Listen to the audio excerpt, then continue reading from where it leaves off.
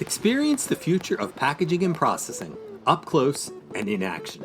Explore groundbreaking innovations, engage with hands-on solutions, and connect with the experts transforming the industry. See how these advancements can revolutionize your products, production lines, and business. It all starts here.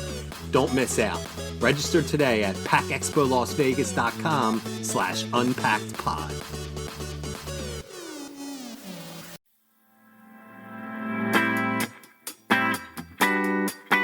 You're listening to Unpacked with PMMI, where we share the latest packaging and processing industry insights, research, and innovations to help you advance your business. Hi, and welcome to Unpacked with PMMI. I'm your host, Sean Riley. In this episode, we speak with former Taco Bell CEO Mark King. King discusses the critical role of leaders in shaping the future of organizations.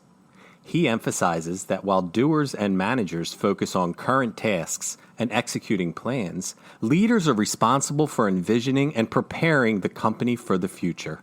He shares 4 key strategies for navigating constant change: maintaining an open mindset, fostering inclusive leadership behaviors, expanding the role of employees, and having the courage to implement necessary changes. Let's have a listen. So with all the fancy introductions out of the way, welcome to the podcast, Mark King. Welcome, Mark. Sean, thanks for having me. I'm excited to be with you today. The pleasure is all ours. So one of the things you spoke about at the Executive Leadership Conference for PMMI was the one thing all leaders share in common is the future, which is an interesting statement in and of itself. So I was wondering if you could expand on that a little bit like you did there for our listeners. Yeah, for me, Sean, and I've been leading organizations now for 20 plus years. I always describe organizations as 3 groups of people. You have the very top of the organization, which we typically call leaders. Mm-hmm. The middle of the organization we call managers, and the people that do all the work, let's call those doers. They come in, they have a specific task, they do that task. Managers make sure you're executing the plan. And for me, of all of the things leaders really kind of own themselves is, what does the future look like? Where are we heading? Is our current model working? Do we have the right investment strategy? Are our strategies correct, given the changing dynamics of the world? And so my point of view is, doers aren't really thinking about the future. They're doing their tasks today. Managers aren't really thinking about the future. They're making sure that the execution of the current strategy. So for me, the only group of people that typically are really responsible for thinking about where is the company going is the leadership of the company. So that's why I say the one thing we all share as a leader is, where are we going? How are we going to get there? And are we equipped? And if not, then what are we doing to be prepared for the future? Okay. And another thing you indicated, which I found fascinating when you broke it down, was you said about 15 years ago that the past sort of ceased predicting the future. In the old days, you could always go off of, how the past was to sort of dictate how things were going to be in the future. But about 15 years ago, you said that paradigm kind of shifted. And I was curious, why is that? Well, the context of the statement was, you have a marketplace or a work environment or society.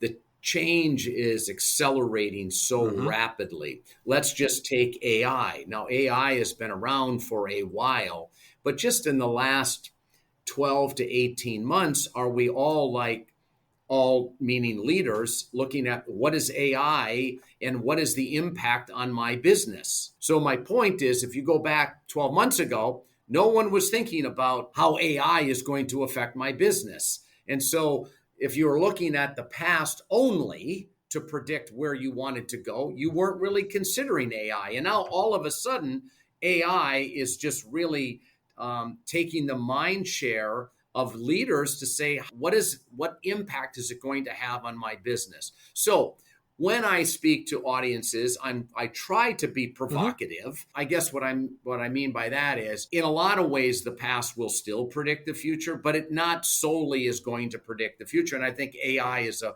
really good example of that, Sean. Okay, so with that sort of in mind and things changing more rapidly, what tips or what suggestions do you have for navigating in a constantly changing world? In my talk to the group, I really focused on 4 keys. And really, the first one for me is the most important. If you have and it's mindset. So it's how you think about the world. And if you think about the world in the context of the past 20 years of your experience, and I'll just throw out 20, could be 10, could be 30, whatever it is. If that's your view of the world, I think it's going to be hard to stay relevant because of how fast things are changing. So for me, the number one thing for leaders is an open mindset about change, new technologies, new ways of doing things. Yes, you have to identify those. You'd have to execute those new ways, those new models. But it all starts with, do you have an open mindset? And are you looking and then open to doing things differently? Okay. So when you discuss these, the sort of 4 breakdowns, you name the 4 things for dealing with managing, constant change and touched on the mindset. Could you expand on the other 3 as well? Sure. The second one I talked about was really the leadership behaviors of a really great leader in today's world. And I think historically, leaders have been somebody who's put in a lot of time and have kind of earned their stripes. And really, they survive as a leader because of knowledge, wisdom, and experience. And I think that's always going to be important, is knowledge, wisdom, experience. But that alone isn't really enough, I believe, to be an effective leader in today's world. And so today, I think it's more about, as a leader, what kind of environment or culture that you're striving for. And that culture needs to be inclusion, open-mindedness, inviting more people in to do the thinking with you about the future. So that was the second. The third is, what's the role of the employee today, the doer? And it's always going to be to do the task at hand. But I think the more you invite the doers in, the average employee, to also think about the future, to challenge the status quo. Because my experience, Sean, and everyone listening, is managers and leaders are really they're tied to the past because they've built the past. What they have today has really been built over time. And so it's hard for leaders and managers to challenge what they've built. So I find that the doers, the average employee of an organization, is more apt to say, hey, Sean, why are we doing it that way? Just because we always have, or is that really the best way to do it? So I believe that the role of the employee, it should expand to also be thinking and challenging. And then the last that I talked about, Sean, was just the courage when you see something that needs to change and evolve, to have the courage to just go ahead and do it. And it sounds easy, but it's not, because with change, people are uncomfortable. They're not familiar with what you're changing to, and there's risk. There's risk. We have something that works today. Do we really need to change? And I guess my challenge to everyone would be, I think the bigger risk is not evolving to something that you think is going to be the future. So I think courage plays a bigger role in leaders' lives today than it ever has. Very interesting. And that kind of segues nicely into a question I had. You noted that when you moved to Taco Bell as CEO of Taco Bell, that you received some pushback when you started because there was a formula in place that had been, this is how we've always done things. We've been very successful, don't mess it up, that kind of attitude. And that would take some courage to come in and hear that up front. And how do you sort of navigate that as a leader, that people are already sort of pushing back at you when you literally just walked in the door? Well, I think, first of all, I have this basic formula when I go into a new business as the leader, which is, first, I want people to get to know me. So I spent a lot of time on coffee talks, and I talked about that, I think, at the session last week. But I think it's really important that employees that work in the organization know their leaders, and know meaning how are they made up, what's important to them. And in getting to know me, I really make it very known that I believe that change is a part of any formula going forward. And I don't want to fix something or change something just for the sake of changing it, but I want to be on the lookout for evolution. So the first thing is really to, as a leader, to let people get to know you a little bit. The second is to get them to understand you and understand why you're built the way you are. So by using examples of companies like Yellow Pages and like 100 other companies that were really tied to the past, successful, great companies that were tied to the past that ended up really struggling, through a lot of conversation, people begin to understand, well, why does he like innovation? Why does he like looking for change? Because I don't want us to wake up one day and be obsolete. And I think once employees know you and understand you, it's a lot easier to then take some of the things you'd like to see in the culture and to start help executing that. So I don't think, Sean, that I did much in terms of pushing the environment for at least 6 months, because I wanted them to really know me and understand me, and then they'll follow me. But if you walk in day one and say, hey, we need to be looking at change, we need to do this, we need to, you would be dead on arrival, I would say. Okay, very interesting.